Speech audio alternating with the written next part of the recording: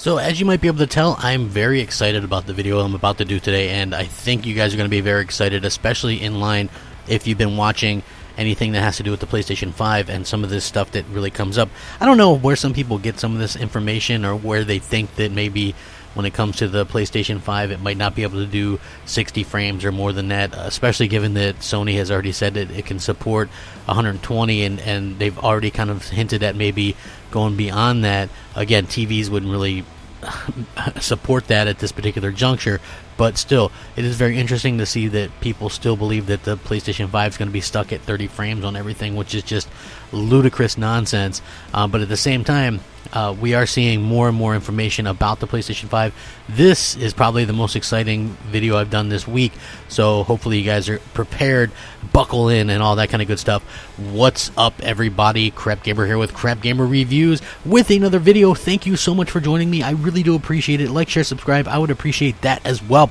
If you really want to help me out, all you got to do is like the video, man. That's all I ask. I put in a lot of time and effort in these videos. I've been reworking some things. I got some surprises coming, but I really need the support from you guys. Share it out, hit the bell so you're notified of everything as soon as it drops. Also, special thank you to all the new subscribers to the channel. You guys are awesome. Thank you. Big shout out to all the people that are old subscribers, all that. I appreciate you guys as well. If you ever want to hit me up and talk games, Twitter at @_Crapgamer, Xbox Live MOH Crapgamer, or PSN just Crapgamer, and I try to respond to everybody. That's no joke. I do. I know a lot of people don't have time for the fans, but I definitely do. So again, we've been hearing a lot about the PlayStation 5, and some people have been talking up the limitations.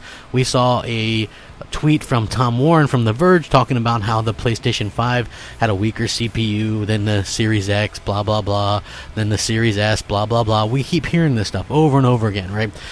Trying to get people hyped up for the Xbox. Guess what? I mean, these people are the ones that usually do Xbox stuff for their sites, and you would expect them to continue to do that and to sort of go that way. Now, we have some pretty incredible confirmation about some PlayStation 5 stuff that a lot of people were wondering about right from the beginning. You guys remember that Unreal Engine 5 tech demo, what was it, about a month ago now, that really showcased the PlayStation 5, right? So we had the May event from Microsoft, the Inside Xbox, that was really kind of lackluster. They overhyped it, under-delivered per usual, and they got a lot of flack for it. They even had to apologize for it, which I thought was very interesting. And then Sony, a week later, showed off, or it wasn't Sony necessarily, but Epic Games showed off the Unreal Engine 5 tech demo running on an actual PlayStation 5.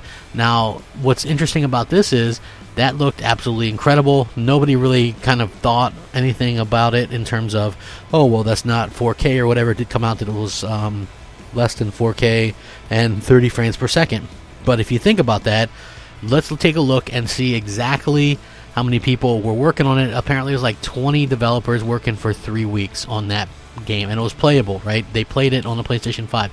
That is facts. So we know that. We also know that games, actual full games, actually take time to develop for, and we also know that it's one of those things where you optimize, and a lot of the optimizations for a game are done within the last couple months before a game comes out. So imagine what a full game can do on Unreal Engine 5 if you had that time, years and years and months to optimize, not just a couple of weeks. I think you would see something vastly different and probably much better. So a lot of people go, well, why isn't this at 60 frames? Well, now it looks like we have sort of a reason, and I can link this article in the description just so you guys can check it out. Again, if you're new to my channel, anytime I do a news story, I will source it. It says source, and there's a link in the description below. If it's an opinion, that's my own opinion. It doesn't need to be sourced. If it's a leak that somebody shared with me, I will share it with you, but I will not reveal that source, and I will not, and I'll always go out and tell you, hey, take it with a grain of salt. Don't believe it until it's officially announced, because that's just the best way you can go about things to keep things fair. Anybody can be wrong. Anybody can be right. With video games, what I've learned over the years is it's always a moving target for these companies, especially what's going on in the world right now. So things that you might have heard might not always come to pass the way that you originally heard them, because things change. But anyway, according to this, the amazing Unreal Engine 5 tech demo was only as GPU intensive as Fortnite. So think about this for a second. That in and of itself is probably one of the most spectacular things you can think of and say, right?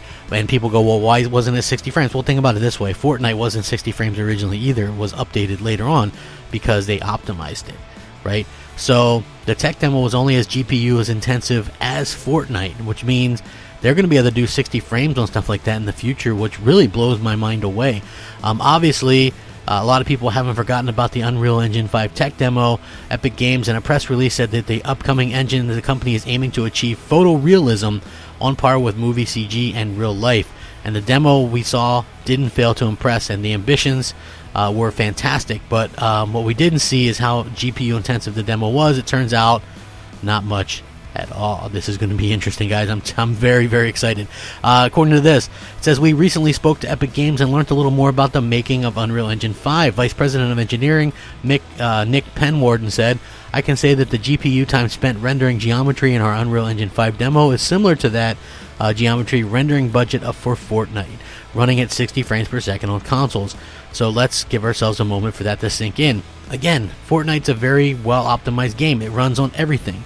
You know, it can run on phones, it runs on the Switch, it runs on the Xbox, the Xbox One X, Xbox S, PC, PS4, PS4 Pro, runs on everything. So, obviously, very, very well optimized. So think about what this means for the future of consoles. Now, they had only a few weeks to work on this demo on the PlayStation 5. This is what I'm so excited about. You can get a game of that visual fidelity running 60 frames on the PlayStation 5, and I'm sure the Xbox Series X as well, but I'm just saying, in particular, what we saw could only be achieved on the PlayStation 5. Another demo built on the Xbox Series X would have had to take advantage of what that can do, but this in particular was only possible on the PlayStation 5, so that is really, really cool. And again, this is pretty incredible when you think about it. So they went on to say that's one thing that makes the Unreal Engine 5 so exciting.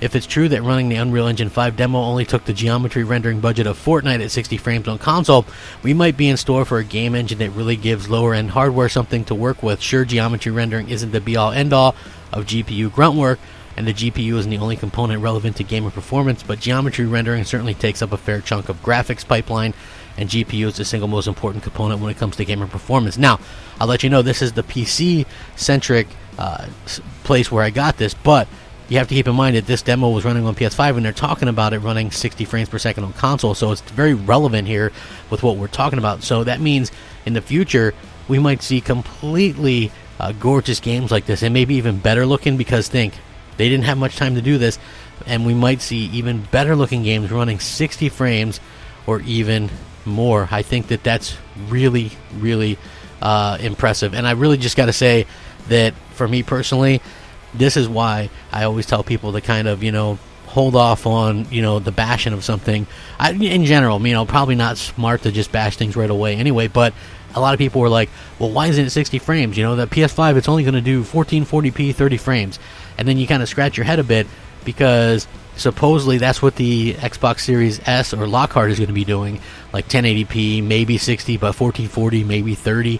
So the fact that something that much weaker than the PS5 is going to be doing these things, and people were led to believe that the PS5 wouldn't be able to do better than that, it kind of blows my mind. So again, you guys kind of believe what the developers saying. These developers are working on these consoles all the time now, right? Like the next gen consoles, that's what developers are working on. That's what people want to see. They're making games already. They have plans for the future. Like the next gen stuff is already coming.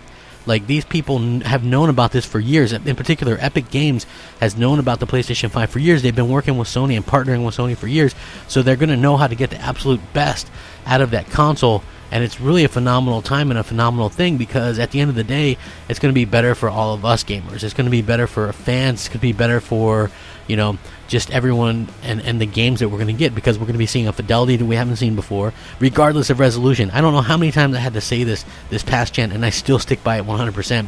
Resolution is not graphics, okay? Even Digital Foundry was doing different articles saying in some instances a 1080p game that's upscaled to 4K can look better than the 4K sometimes. Sometimes. Don't run wild with that saying, I said that all the time. No.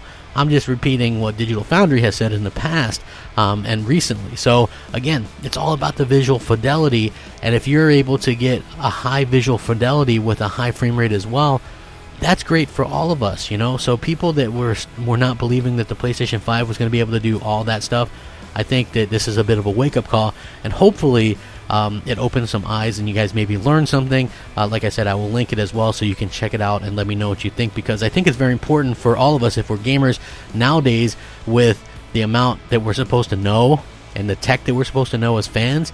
I think it's important to kind of get that across to everybody, so we should at least know a little bit, and this is the stuff that we should know as basic fans, you know, because they're becoming more and more like phones where you get the upgrade and things like this. So very much it's going to be one of those things where we have to learn and put our knowledge to use, you know, and I love that. You know, I love that more and more people are learning, and even though we are learning, though, let's take the dev's word for it over other people. So very interesting, to say the least.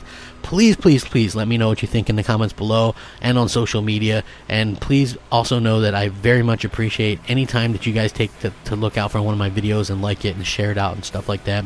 I'm just a small YouTuber trying to find my way in this crazy world, and hopefully you guys enjoy some entertainment stuff. I'm working on a podcast. I should be bringing that to you guys back soon as well. Thank you so much for spending some time with me. Stay safe, happy, and healthy, all of you. Rack 'em up and game on. Crapgamer out. Unscripted.